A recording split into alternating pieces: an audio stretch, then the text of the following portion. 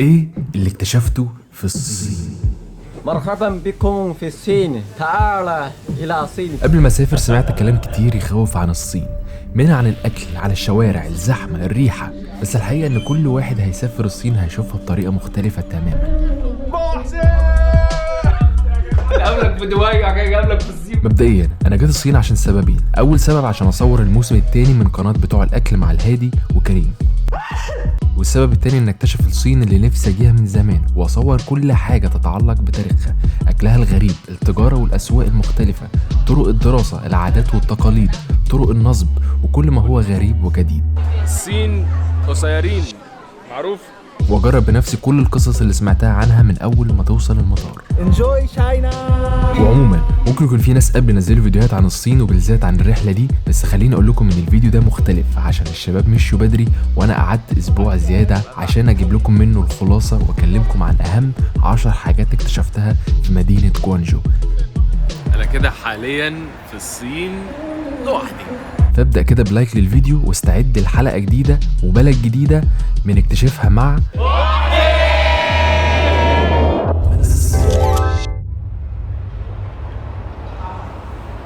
ازاي توصل الصين. مرحبا بكم في مدينة جوانزو. يا له من يوم رائع. خلونا نبدأ بطرق السفر والإقامة والمواصلات في الصين وبعد كده نخش في التقيل. في الأغلب هتحتاج فيزا للصين. عشان تطلع فيزا للصين من مصر هتحتاج صورتين وكشف حساب فيه على الأقل 35,000 جنيه وباسبورك، وتروح تقدم تبع أي شركة سياحة وهيجيلك الفيزا في 4 أيام بحوالي 1500 جنيه. هتحجز فندق وتطبع العنوان بالإنجليزي وبالصيني عشان هناك صعب تلاقي حد بيفهم إنجليزي. مفيش انجليزي خالص بس مفهمين. لو رايح على مدينة جوانجو يبقى هتوصل على مطار اسمه جوانجو بايون الدولي. منها هتغير مبلغ صغير من المطار تشتري كارت تليفون بإنترنت بحوالي 180 يوان، وده اسمه عملتهم اليوان. هتحتاج تنزل كام ابليكيشن كده على الموبايل هيساعدوك في الصين، ويستحسن تنزلهم قبل ما تسافر. maps.me بيها هتنزل خريطة الصين وهتعرف تشغلها من غير انترنت وبالانجليزي. جوجل ترانسليت عشان هتحتاجه كتير للترجمة. VPN عشان في ابس ومواقع كتيرة جدا مقفولة في الصين. خريطة المترو عشان هتسهلك الدنيا وقت المواصلات. وي تشات التطبيق الأساسي في الصين، بس شوية وهشرح لك بيعمل ايه. اهلا بكم في الصين. في المدينة الصينية جوانجو هتلاقي اختيارات للمواصلات الطبيعية. من المطار هتقدر تروح على الأوتيل بتاعك عن طريق أتوبيس بحوالي 30 يوان، أو بمترو بحوالي 7 يوان، أو بتاكسي من المطار في حدود 100 ل 200 يوان. طيب يا اسطى. ومن جوه المدينة فالمترو في حدود 5 يوان، الأتوبيس في حدود 2 يوان، والتاكسي في حدود 20 يوان للتلت ساعة تقريبا. ها؟ 你这个是什么？ يا شي من هاني. تعالى دي بتاع الصينيين دي يا عم، ما تفتنيش. ركبتك توك توك في الصين اهو، ما حرمتكش من حاجه. وممكن في الصين تحرك بتوك توك معروف. ولكن بيزيد على المواصلات دي حاجة ظريفة جدا، وهي تأجير عجل. العجل ده هتلاقيه في كل حتة وكل الناس بتستخدمه، وتقريبا بيوان في الساعة. بس خد بالك، حاول ما تاخدش القطر في اوقات الزحمة، يعني 7 الصبح مثلا او 6 بعد الظهر، عشان دي مواعيد الراش اور، ولو حاولت تركب القطر هتبقى واقف مش لامس الارض. وسعوا صينيين، وسعوا صينيين. على حسب انت رايح فين في جوانجو تعمل ايه وبادجتك ايه، فهتختار المنطقة اللي تناسبك. لو حابب تروح عشان الاسواق يبقى احسن لك تقعد في المنطقة دي عشان قريبة من الاسواق. بس انا والشباب قعدنا في منطقة اسمها تيانخ عشان كانت في وسط البلد ووسط المولات والخروجات. وبعد ما كريم وهادي مشيوا مديت انا لوحدي اسبوع في نفس الاوتيل. السرير فوق والاوضه تحت، زي ابارتمنت كده، زي شقه فندقيه، ولكن جميله جدا وواسعه جدا، اوسع من اللي احنا كنا قاعدين فيها احنا الثلاثه. لو كنا قعدنا هنا كنا نبقى مستريحين اكتر. صباح الخير يا صين. نتكلم على معلومات عن الصين شويه بقى. الصين بلد اسيويه وفيها اكتر عدد سكان في العالم، فيها تقريبا 1.5 مليار بني ادم، وتعتبر ثالث اكبر بلد في العالم بعد روسيا وكندا، بمساحه حوالي 10 مليون كيلومتر مربع. ودي مساحه مصر مقارنه بالصين، تحس كده ان هي ايه، حامل في مصر. الصين فيها لهجات كتيره، اللغه الاساسيه اسمها ماندرين، واسهل كلمتين بالصين اتعلمتهم هما صباح الفل ومتشكرين. This is my Chinese friend. Yeah. And what's your name? Li. Li? Li. How to say hello? 你好 Ni hao. Thank you is 谢谢. Say it again.，Thank you is 谢谢。谢谢. من اغرب الحاجات اللي اكتشفتها في الصين انهم معزولين تماما عن العالم الخارجي. كون ان البلد بلد شيوعيه ومقفلين على شعبها لاسباب سياسيه. وما تستغربش ان هم ما يعرفوش يعني ايه يوتيوب وفيسبوك وانستجرام، يعني حالنا هيقف هناك. عشان الصين مقفله قوي على الويب سايت والقنوات اللي موجوده، فمقفله على يوتيوب، ما يعرفوش اصلا يوتيوب، ليهم يوتيوب بتاعهم مختلف كده. You don't know Instagram? You know Facebook? You don't know Facebook? No. ايه البلد دي؟ Chinese يوتيوب ها؟ Maybe like this, maybe. Yeah, TikTok. Yeah, I have TikTok. You have? من كتر عدد الصينيين فالدولة عملت قانون في الثمانينات ان اللي هيجيب اكتر من طفل هيتقبض عليه ويدفع غرامة. وعشان المشاكل الكتيرة اللي حصلت بسبب الموضوع ده فالدولة غيرت القرار لماكسيمم طفلين للعيلة. وبالرغم من كمية الناس اللي هناك ففي كاميرات في كل شارع وكل حارة، وده معناه ان الصين كلها متراقبة. والميزة ان قليل قوي ما تلاقي سرقة في الشارع او خناقات، لانك هتتجاب يا صاحبي. اكتشفت ان المساجد في جوانجو شكلها مختلف جدا. رحنا جامع اسمه سعد بن ابي وقاص، معمول على شكل مبنى صيني اثري قديم، مش زي شكل المساجد اللي عارفينها خالص. والاغرب من كده ان الشيخ اللي هناك في خطبة الجمعة بيقول الخطبة مرتين، مرة بالصيني ومرة بالعربي، فانت لو جاي بدري يبقى هتسمع الاتنين. النهارده يوم الجمعه ولكن الخطبه بالصيني. 而不要什么对于这细节方面的吹毛求疵啊！吉祥和云王府就是倒霉。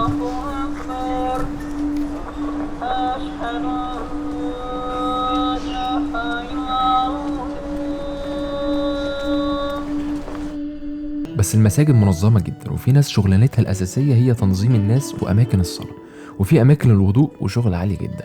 بس اللي صدمني شخصيا إن ممنوع أي حد تحت 16 سنة إنه يصلي في الجوامع، ودي أسباب سياسية ومش هنتكلم فيها. بما إننا جبنا سيرة التطبيقات اللي على الموبايل فلازم نتكلم عن أهم أبليكيشن في الصين وهو الوي تشات. ومن الأبليكيشن دي ممكن تعمل كل حاجة. ممكن تستخدمها زي واتساب وتبعت رسائل أو فويس نوتس، تنزل صورك زي فيسبوك أو انستجرام، تعمل فيديو كولز زي سكايب، تتعرف على ناس جديدة، تقرأ مقالات، تحجز دكتور أو تقدم على فيزا، وممكن تدفع بيها أي حاجة وكل حاجة. اي حاجه صدقني. زي المطاعم، في أي محل، في التاكسي، في المترو، لسواق التوك توك، لبتاع البطاطا، حتى ممكن تبعت بيها فلوس لأي حد محتاج في الشارع. فالابليكيشن دي مسهلة كل حاجة على الناس وعلى الحكومة طبعا. حتى الست بتاعت الذره والراجل بتاع ابو فروه ممكن تدفع عنده بلو تشات، تشتري وتقوم سوايب التليفون كده تبقى انت دفعت من على التليفون، مش محتاج انت تدفع فلوس ولا تعمل اي حاجه. لا هنا الموضوع مش ادمي خالص، الموضوع ان هم بيحطوا التيكت وسعر السمكه في بقها، بيدبسوها في بقها، يعني انت بتسكان البتاع اللي في بق السمكه عشان تعرف سعرها كام ووزنها كام. افرض كبرت طب وهي في الحوض ده. الاكل. نيجي بقى لاهم جزء في فيديو الصين اللي كلكم مستنيينه وهو الاكل. نزلنا الشوارع الصينيه عشان نشوف الاكلات الغريبه اللي موجوده. احنا مش هناكل حاجه بس ايه بنحاول نصور ونبين الشوارع في الصين فيها ايه الاكل يتاكل. بس نفسي اوصل لكم ريحته عامل ازاي، بس صعب. كل واحد سافر الصين قال لي قد ايه الاكل هناك هترجع من ريحته، ولو ما رجعتش من ريحته يبقى هترجع من شكله. انا عايز اخش جوه والله واصور، الريحه مش مساعده. كله قال لي خد معاك فول وتونه وجبنه وبقسماط عشان مش هتعرف تاكل. وعلى راي اللي قال الصينيين ياكلوا اي حاجه بتمشي، بس مفيش داعي نجيب مشاهد مفصله للكلام ده. اللي انا اعرفه عن الفراخ دي ان لحمها لونه اسود ولكن طعمها زي طعم الفراخ العادي جدا، بس هم حاطين هنا عشان انت تختار الفراخ اللي انت عايزها وخلاص بقى. ولكن خليني اقول لك انك تقدر تتغاضى عن الكلام ده وبرضه تلاقي حاجه تاكلها. هتقول لي ازاي؟ هقول لك ان في الحقيقه وعن تجربتي الخاصه انا ما حسيتش ان الموضوع صعب قوي كده، بالعكس انا كنت كل يوم باكل في مطعم مختلف ودقت احلى اكلات هناك وفي مطاعم حلال كمان، بس هتحتاج تدور. يعني مثلا في مطعم سمك مشهور موجود في شارع يسمى بشارع الخرابه. هادي عامل فيديو عن الموضوع ده مسمى كده العرب مطلعينه على الشارع ده، وده من اشهر المطاعم السمك المعروفه للعرب، وكل اللي بياكلوا هناك عرب وبالذات مصريين. جينا ناكل والصراحه مؤمن ظبطنا ومفسحنا ومعرفنا حاجات كتير قوي في المكان هنا. وفي مطعم تركي حلال خطير اسمه انتاليا جاردنز، فيه الكلام الجميل ده. ما تفكرش تاكل اي حاجه في الشارع شكلها عجيب، ولكن في اكل في الشارع ممكن تنقنق فيه كده وانت بتتمشى، بالذات لو ناحيه الاسواق. يعني ممكن تجيب لك فاكهه، تقزقز لك في ابو فروه، تاكل لك بضايه او تحلي ببطاطايه. واللي اكتشفته ان في سوبر ماركتس بتبيع منتجات حلال 100%. ده يعني حلال بالصين. بس المشكله انكم هتلاقوا صعوبه في وجودهم عشان في قرار طلع انه يشيلوا اي علامه عليها حلال من كل المطاعم والمحلات، تقريبا حاجه كده ليها علاقه بالسيطره على الارهاب. السوبر ماركت ده سوبر ماركت حلال في كل حاجه فيه حلال. والراجل اللي ورايا بيضحك كده. وعليكم السلام. هلا السلام عليكم. السلام. اهلا وسهلا مرحبا بكم. اهلا وسهلا. جنيس والله. مسلم. What's your name؟ شمس الديني. شمس الديني. نعم. نعم. تتحدث العربيه؟ قليلا. قليلا. كل اللحوم اللي هنا كلها كريم وبواشا كريم في الحاجات دي، فبيعملوا هم البرجر اللي عندهم. من الغريب ان هنا في الصين لما تيجي تدور على جبن ما تلاقيش، عشان كده اللي جاي من مصر او من بلاد عربيه تلاقيه بيجيب شنطته جبنه نستو كتير عشان يبيعها هنا في الصين، يبقى جاي بيبيع وراجع بيبيع. هو احنا ممكن ندوق بس وما ندفعش. ايه بقى؟ طعم ايه؟ بتشوفون. وصلنا لأهم سبب الناس بتيجي الصين عشانه، وهو سبب زيارة الأسواق للتجارة أو شراء المنتجات بأرخص الأسعار. مبدئيا لو واخد طيارة دايركت من مصر على جوانجو هتلاقي إن ربع الطيارة صينيين والباقي تجار مصريين، وده عشان جوانجو مدينة جنبها اسمها شنزن معروفين بالتجارة لأن فيهم كل حاجة ممكن تشتريها بأسعار قليلة جدا. أنا ولله الحمد تاجر فوانيس رمضان. وحوي يا وحوي. فيها من أسواق الإلكترونيات وإكسسوارات الموبايلات لللبس للأساس للأدوات المنزلية والطبية، أجهزة كهربائية والساعات والنظارات والشنط والمجوهرات والأقمشة والجزم وكل حاجة تانية ممكن تيجي على بالك، وكل منتج وليه أسواق كاملة خاصة بيه. واحنا كلنا عارفين الصين بتصنع اي حاجة ممكن تيجي على بالك، وعشان كده اقتصادها قايم على التجارة. فالفيديو اللي جاي هروح معظم الاسواق عشان اصور واتكلم بالتفصيل عن انواع الاسواق والمنتجات واسعارها للي حابب يجي ويشتري لنفسه او للتجارة. فشغل الجرس عشان ما يفوتكش الشغل العالي. Today is video day, tomorrow by day. وطبعا مش هننسى اماكن الشوبينج الطبيعيه للي حابب الشوبينج ابو غالي، في المولات في ماركات معروفه ومحلات كبيره. حبيتش كثير. العادات الغريبه وانا في الصين انا كنت مراقب الصينيين كلهم، وفي اثناء المراقبه اكتشفت عنهم 10 عادات غريبه جدا هتاخد بالك منها كل يوم، بس قسمتها حاجه مقرفه وبعدها حاجه مش مقرفه، حاجه مقرفه حاجه مش مقرفه عشان تستحملوا بس بقيه الفيديو. طول ما انت ماشي في الشارع هتسمع سيمفونيات اوركستريه لاحلى اصوات تفافه في حياتك، سوري يعني. فاول ما تسمع صوت واحد بيستعد اجري وخد لك ساتر لان في قذيفه حالا طالعه من بقه.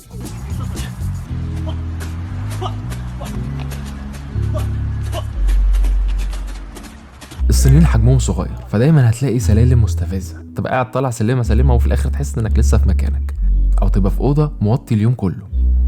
دي الحاجه دي قريب عشان اعرفوا يمسكوها، لكن انا بخبط فيها. الصين قصيرين معروف. هتلاحظ العاده دي في المترو او الاتوبيس او المطاعم، هتلاقي ان الصينيين بيتفننوا في تقوير مناخيرهم طول ما هم قاعدين. هتحتاج تاخد لك ساتر برضه لان في شظايا هتطير. انا اسف والله بس لازم انقل الصوره كامله. الغريب اللي في التاكسيات اللي في الصين ان دايما تلاقي ايه في الحديد اللي ورا ده، تحس ان انت مسجون. يعني عندك بص مثلا هادي مسجون ورا القبض على هادي وكريم، ده حال كل واحد في الصين. ولا هو عشان سلامه السواق ما انا بقعد جنبه، فمش فاهم ايه السبب فيه. برضه نوع اخر من القذايف الصينيه بتبدا بانفجار وتنتهي باعصار معروف، وهتلاحظ الموضوع ده قوي في التاكسيات، بس ساعتها مفيش اي نوع من الساتر هتاخده، فسيب نفسك خالص او ردها له. الموضوع زياده قوي في الصين، تقريبا كل الناس ماشيه عينيها في تليفونها. 1 3 4 5 6 7 8 9 10 11 12 13 14 15 16 17 18 كل ده على سلم واحد. انا فعلا عندي فضول اعرف الناس دي بتبص في ايه في التليفون. في واحد كان ماسك التليفون بتاعه ما بيعملش حاجه وقاعد يتفرج على الابلكيشنز اللي عنده بس، ويرجع ويروح ويرجع ويروح ويرجع. وعادي جدا تلاقي واحد ماشي في الشارع او في الاسانسير او في المترو وقاعد يتفرج على مسلسل كامل. مفيش وقت الكلام لسه اقعد بقى في البيت بقى واشغل نتفليكس والنت بطيء واتفرج على طول. الأطفال تحت سن 7 سنين تقريبا ليهم الحق إنهم يمشوا حالهم في أي مكان في الشارع ومن أي نوع وفي أي وقت. ده حتى الأطفال بيبقى عندهم فتحة كده في البنطلون من ورا عشان ينجز ويسهل على نفسه، وكده خلاص مفيش حاجة مقرفة تاني. عندهم صبر وبرود مش طبيعي. حاجة تانية اكتشفتها هنا في الصين، الناس بتمشي زي الزومبيز بالظبط، السرعة البطيئة، وباصص التليفون اتفرج له على فيلم كده عشان يلحق يخلصه قبل ما يوصل. يلا يا حاج. بجانب المسلسلات اللي بيتفرجوا عليها وهم ماشيين، بس تلاقيهم على طول بيلعبوا فيديو جيمز في كل الاوقات. اليوم حب للفيديو جيمز مش طبيعي. بيلعبوا بعض اونلاين. خسر. ومش عايز انسى المايه المغليه لو بتجيلك في مطعم لو عطشان وطلبت مايه، عشان بيقولوا انها كويسه للصحه. وعندهم حوار غريب جدا، بدل المانيكان اللي بيبقى موجود هنا ده بيبقى فيه ستات حقيقيه واقفه وبتلبس قدام الناس، بتقعد تغير اللبس اللي موجود قدام الناس عشان الناس تشوف شكل اللبس عليها. ده غير حاجات تانية كتير محتاجه لها فيديو مخصوص ليها. الحاجات الغريبه اللي عند الصينيين تعتبر حاجات عاديه ومقبوله عند معظم الناس في الصين، زي ما العرب برضه عندهم عادات ممكن تضايق حد فينا، فصعب ان الواحد يتقبل كل الكلام ده، بس لازم نتفاهم ونحترم الشعوب الاخرى. ولكن بصراحه الشعب الصيني شعب طيب جدا وبيحب الاجانب قوي، ومعظم الناس بيضحكوا ويحبوا يهزروا معاك على طول.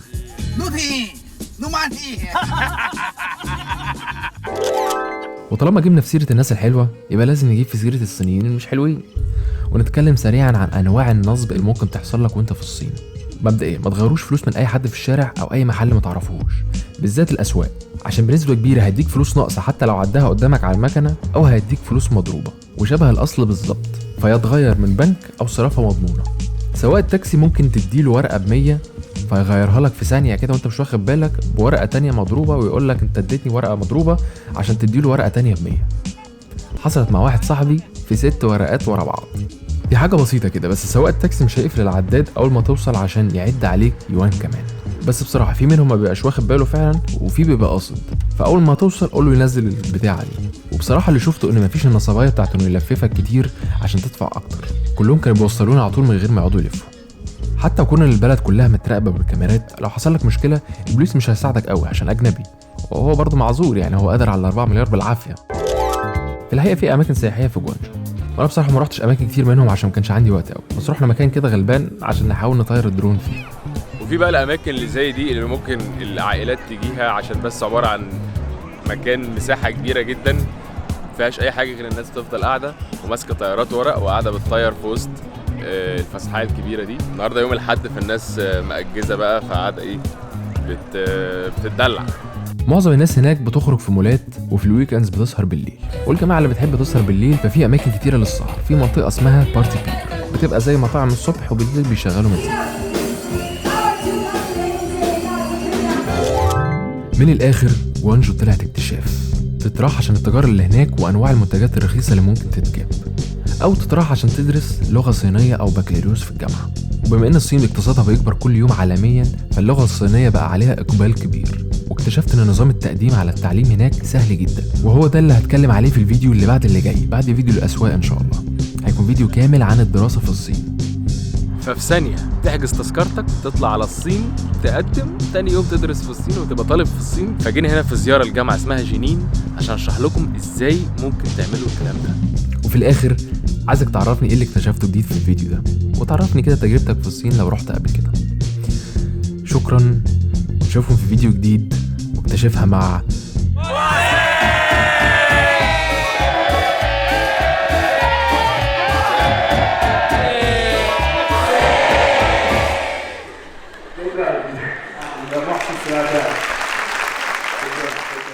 وبعد 10 ايام خلاص وصلنا لاخر يوم، وهو الرجوع الى الاراضي المصريه المحروسه.